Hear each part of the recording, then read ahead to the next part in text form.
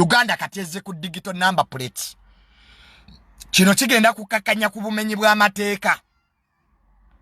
Bagenda kuba basobola okutracking amamotoka gano. Naye kye neebuuza aba gavumenti mulese number plate eziri digital kati omuntu amala okuzza omusango n'agijjako.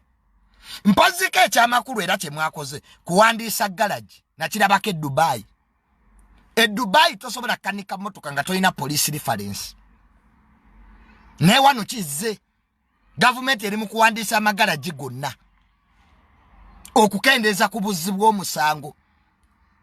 Omuntu amala okutomera omuntu wano n'atwala emmotoka mu garaji ne bagifuuyira kala n'ennamba ne bagikyusa.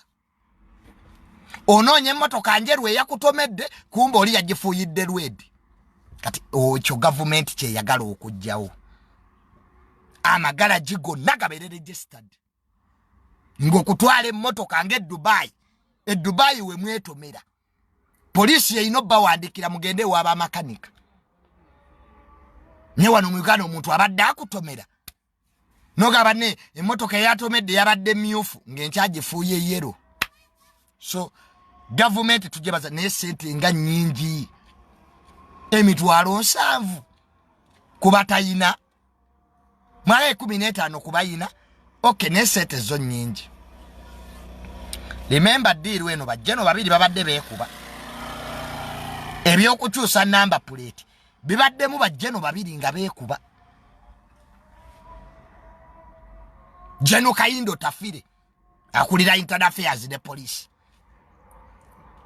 Ne Jeno Muwezi wa security bafuna obutakanya ku deal wenu ku company ene egenda okukola kino.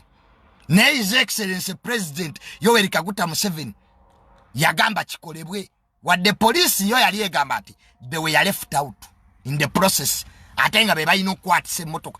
Okay, they have to implement this.